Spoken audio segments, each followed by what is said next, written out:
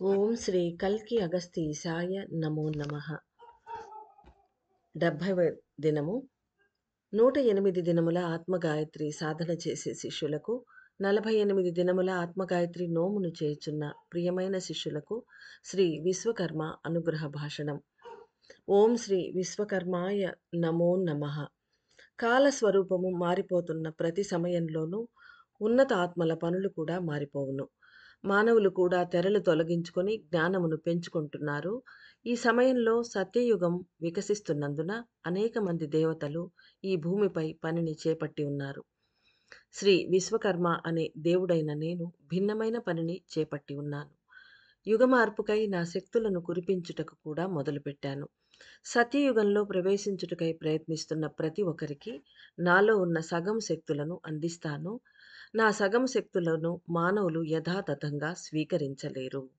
అయితే శూన్యాన్ని పెంచుకునేవారు దానికి అనుగుణంగా శక్తులను పొందగలరు. అంటే ఈయన దగ్గర నుంచి డైరెక్ట్‌గా శక్తులను మనం తీసుకోలేము. అయితే మనలో ఎంత శూన్యం ఎక్కువగా ఉంటే దానికి తగ్గట్టుగా మనం లోపల శక్తులను తీసుకోగలము అంటున్నారు. శ్రీ విశ్వకర్మ అయిన నా తత్వాన్ని తెలుసుకొనండి. ఒక కదలికకు ఉన్నత ప్రదేశము, మంచి ఇల్లు అవసరమగును. ఇక్కడ కదలిక కంటే ఏదైనా ఒకటి జరగాలి అంటే, అంటే మనం మన జీవితమే తీసుకుంటే మనం జీవించాలి అంటే మనకి ఇల్లు కావాలి. అలాగే ఏదైనా ఒక మూవ్‌మెంట్ కావాలి, ఒకటి జరగాలి. ఒక మీటింగే అనుకుంటే ఒక మీటింగ్ హాల్ అవసరం. అలా ఒక ఉదాహరణగా చెప్తున్నారు. ఒక కదలికకు ఉన్నత ప్రదేశము, మంచి ఇల్లు అవసరమగును. మానవులు భౌతికంగా ఇంటిని నిర్మించుకొని జీవిస్తారు. అదేవిధంగా దేవతలు, దైవములు పలు లోకములను, సూక్ష్మ భవనములను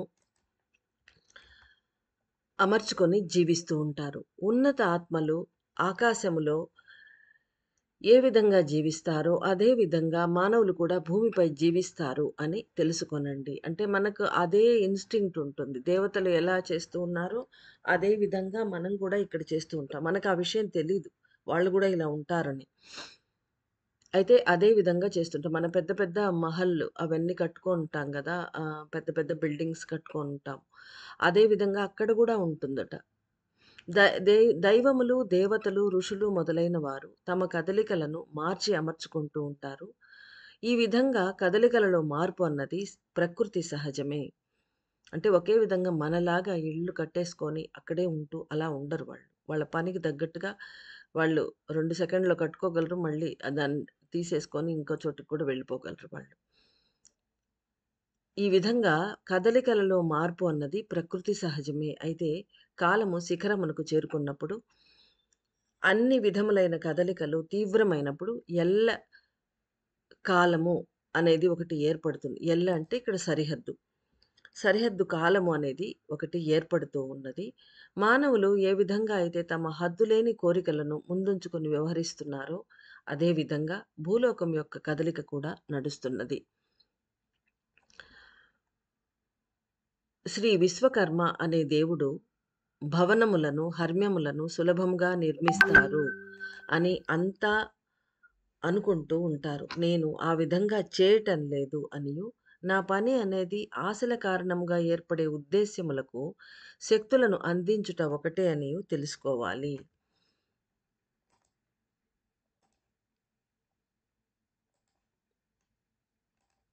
అంటే ఆయన డైరెక్ట్‌గా ఇల్లు కట్టించడాలు, బిల్డింగులు కట్టించడాలు అలా నేను చెయ్యను. అందరూ అనుకుంటున్నట్టుగా. అయితే ఏదైతే మనం ఒకటి చెయ్యాలి అనుకుంటామో, ఒకటి కట్టుకోవాలి నిర్మించుకోవాలి అనుకున్నప్పుడు ఒక ఆశ నిర్మాణమే గాదు. ఏదైనా ఒక ఆశ కావాలంటే దానికి ఒక బేస్ అనేది కావాలి. అంటే మనలో బేస్ అంటే ఏంటి? ఒక ఉద్దేశ్యం ఫస్ట్ ఏర్పడుతుంది. ఒక ఇల్లు కట్టుకోవాలి అంటే ఒక ఉద్దేశ్యం, ఒక కోరిక కలుగుతుంది. దానికొక ఆలోచన అనేది ఏర్పడుతుంది. ఒక సంకల్పం. వాటికి కావాల్సిన శక్తులంటే బేస్ మూలాధార శక్తులను ఆయన అందిస్తాడు. అంటే మూల శక్తులను. అంటే పునాది శక్తులను ఆయన అందిస్తూ ఉంటాడు. ఉన్నత కుల ఆత్మలో సూక్ష్మ దేహమును కలిగిన వారు ఒక అణువుగాను, అయస్కాంత శక్తులుగాను నిలిచి ఉంటారు. కాబట్టి వారికి ఇల్లు అనేది ఎందుకు ఆలోచించండి. సత్యం ఏమిటి అంటే దేవతలు, దైవములు సమూహంగా పనిచేసే సమయంలో ఆ శక్తులకు నేను నా శక్తులను అందించి రక్షణ కల్పిస్తాను. అంటే పైన వాళ్ళు భవనాలు అవన్నీ కట్టుకుంటూ ఉంటారన్నారు. అది మళ్ళీ తర్వాత ఇప్పుడేం చెప్తున్నారు, వాళ్ళు సూక్ష్మ రూపంలో ఉంటారు. వాళ్ళకెందుకు భవనాలు, ఇళ్ళు ఆలోచించండి అంటున్నారు. సత్యం ఏమిటి అంటే దేవతలు, దైవములు సమూహంగా పనిచేసే సమయంలో ఆ శక్తులకు నేను నా శక్తులను అందించి రక్షణ కల్పిస్తాను. ఉన్నత ఆత్మల ఉన్నతమైన కదలికలకు పునాది నిర్మించుటయే నా ఆత్మ యొక్క పని. ఎప్పుడెప్పుడు నేను అతీత శక్తులను పదిలపరుస్తూ ఉంటానో, అంటే he is saving the energies with him. ఎప్పుడెప్పుడు నేను నా అతీత శక్తులను పదిలపరుస్తూ ఉంటానో, అప్పుడు ఉన్నత ఆత్మల కదలికలకు నా శక్తులను కురిపించి, పునాదిని మార్చి అమరుస్తాను. అంటే అంతకు ముందు ఉన్న బేస్ కాకుండా, అది తీసేసి మళ్ళీ కొత్తగా ఎక్కువ శక్తివంతంగా ఈయన ఆ బేస్‌ననేది చేస్తాను అంటున్నారు. ఎటువంటి ఒక కదలికకైనా పునాది అనే ఒక వ్యవస్థ ముఖ్యం. దైవముల కదలికలు వీర్యవంతమైనప్పుడు నా పని కూడా వీర్యవంతమగును. దైవములందరూ ఒకటిగా చేరి ఈ భూమిపై యుగమార్పు పనిని చేపట్టి ఉన్నారు. అది. దేవతలందరూ ఒక్కటిగా చేరి ఏదైనా పని చేసినప్పుడు నేను పునాదికి శక్తుల్నిస్తాను, రక్షణ కల్పిస్తానన్నారు కదా! ఇప్పుడు ప్రస్తుతం మనకు ఉదాహరణ పైలోకాల్లో ఏం జరుగుతుందో మనకు తెలీదు. ఇక్కడ భూమిపై ఇప్పుడు అగస్త్యుల వారు యుగమార్పు పనిని చేపట్టున్నారు. అందరు దేవతలు కిందకి దిగి వచ్చున్నారు. అలా వాళ్ళందరూ సామూహికంగా చేసే పనిలో ఈయన గూడా వచ్చి దానికి కావాల్సిన పునాది వ్యవస్థను ఈయన ఏర్పాటు చేస్తాను అంటున్నారు. కావున వారు భూమితో సంబంధం కలిగి పనిచేయుటకు ఒక పునాది అనే వ్యవస్థ అవసరమై ఉన్నది. మానవులను సత్యయుగం యొక్క బీజములుగా మార్చివేయుటకు ప్రయత్నిస్తున్న అగస్త్య మహర్షుల వారికి కూడా నేను దాచుకున్న శక్తులను అందిస్తున్నాను. శ్రీచక్ర ధ్యాన సాధన చేసే ప్రతి ఒక్కరూ విశ్వకర్మ అయిన నా తత్వాన్ని, శక్తులను తెలుసుకొని స్వీకరిస్తారు.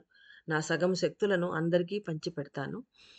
కదలని తత్వాన్నించి విడిపడి కదిలే తత్వాన్ని నేను స్వీకరించాను. కావున నా కాంతి శక్తులు ఏ విధంగా పనిచేయును అని తెలుసుకోనండి. అంటే ఈయనది గూడా స్టాటిక్‌గా ఉండే ఆహ్, లక్షణం ఉండే స్వామే. అయితే ఈయనేం చేస్తున్నారు, ఇప్పుడు మార్చి నేను భిన్నమైన పనిని చేపట్టి ఉన్నానని మొదటి లైన్‌లోనే చెప్పారు. కాబట్టి ఈయన కదలని తత్వాన్ని విడిపడి కదిలే తత్వాన్ని స్వీకరించాను అంటున్నారు. కావున నా కాంతి శక్తులు ఏ విధంగా పనిచేయును అని తెలుసుకోనండి. జంతువులు అనేకం ఉన్నవి. అయితే అవి తాము నివసించుటకై ఇంటిని నిర్మించుకొనుట లేదు. పక్షులు మాత్రమే గూళ్ళను ఏర్పరచుకుంటాయి. మానవులైతే తమ సిక్స్త్ సెన్స్‌తో ఆలోచించి మరి ప్రవర్తించవలసి ఉన్నది. ఇది ఎందుకన్నారో స్వామి అర్థం కాలేదిక్కడ. జంతువులు అనేకమున్నవి. అయితే అవి తాము నివసించుటకై ఇంటిని నిర్మించుకొనుట లేదు. పక్షులు మాత్రమే గూళ్ళను ఏర్పరచుకుంటాయి. మానవులైతే తమ సిక్స్త్ సెన్స్‌తో ఆలోచించి మరీ ప్రవర్తించవలసి ఉన్నది. ఈ భూమిపై ఒక ఇంటిని నిర్మించుకొని జీవించుట కంటెను, అంతరంగంలో ఈశ్వరునికి ఒక ఇంటిని నిర్మించి జీవించుటయే అత్యున్నతమైన స్థితి కాగలదు. పక్షులు తమ గుడ్లను పొదిగి పిల్లలను ఉంచుకొనుటకు మాత్రమే గూళ్ళను నిర్మించుకొనును. తరువాత వాటిని విడిచిపెట్టి వెళ్ళిపోవును.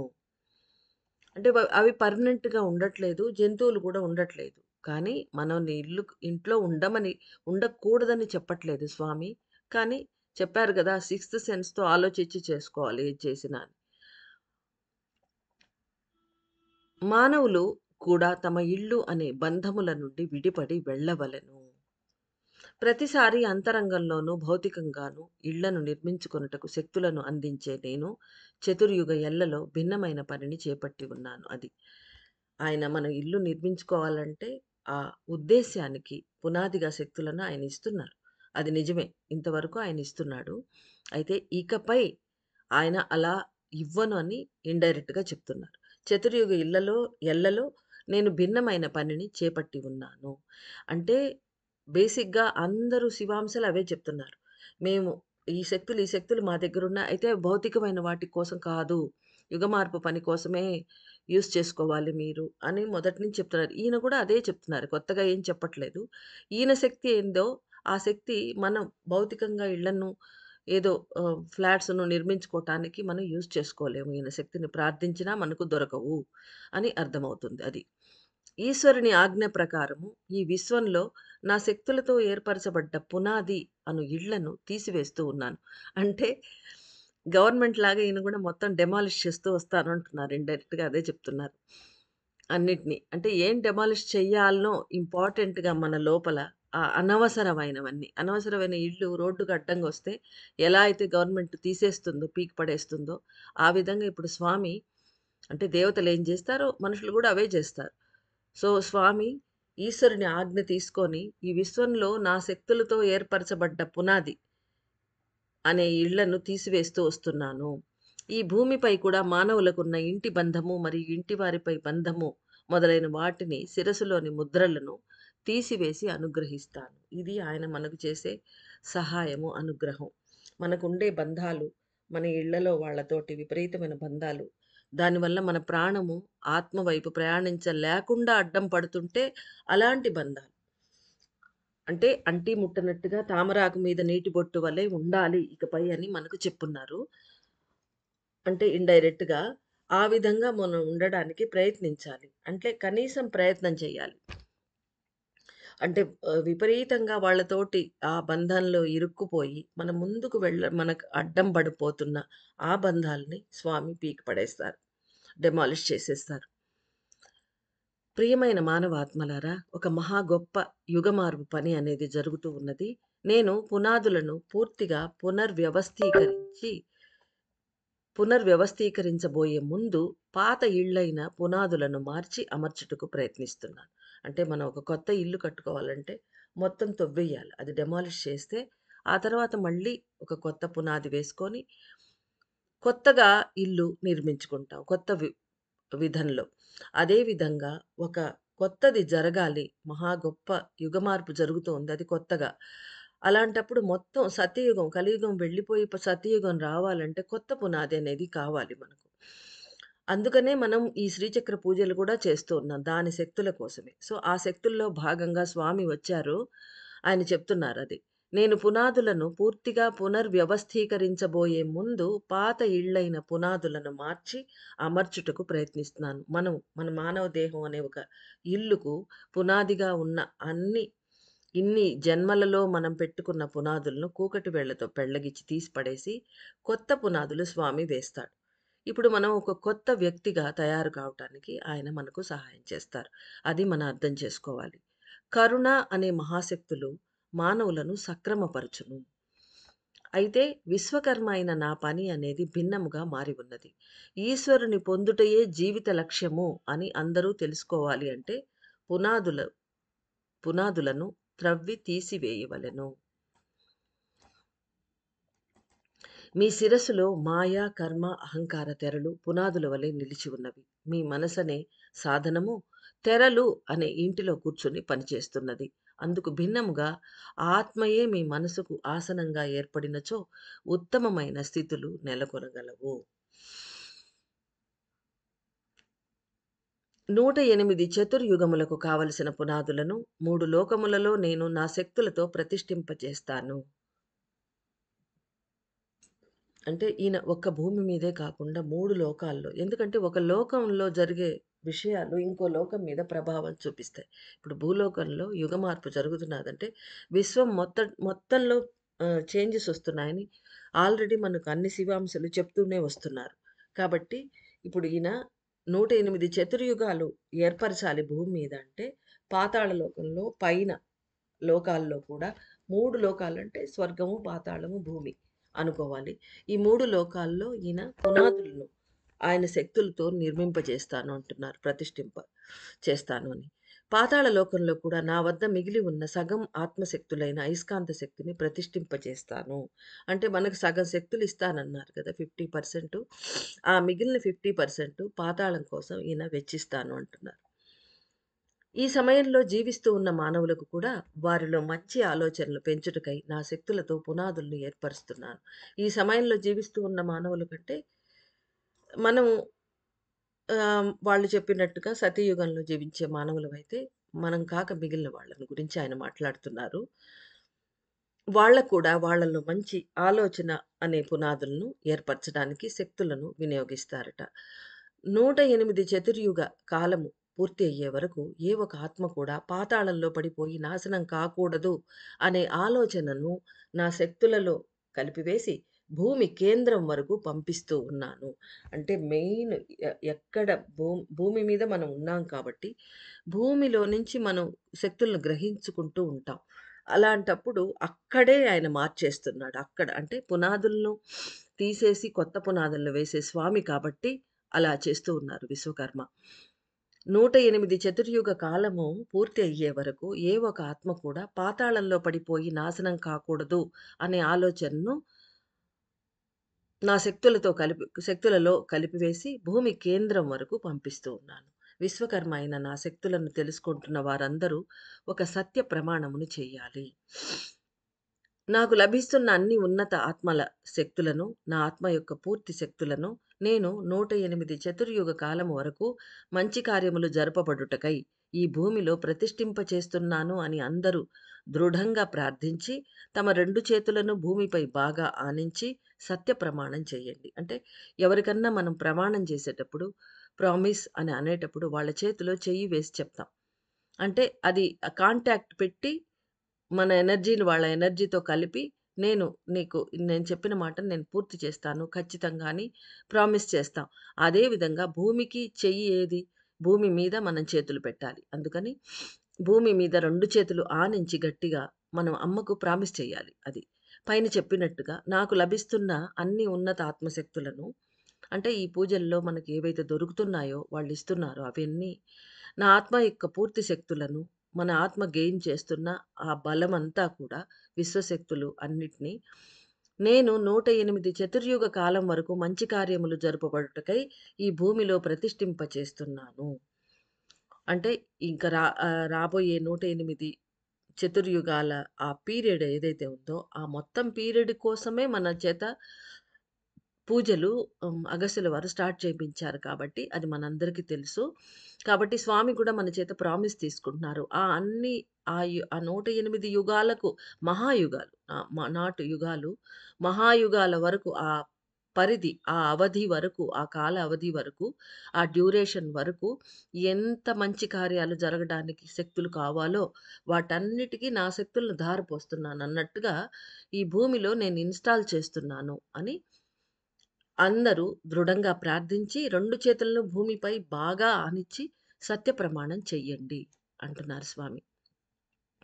శ్రీచక్ర ధ్యాన సాధన పూర్తి అయ్యాక అంటే ఈరోజు మనం పూజ పూర్తి చేసుకున్న తర్వాత శ్రద్ధతో ఈ పనిని చేయాలి.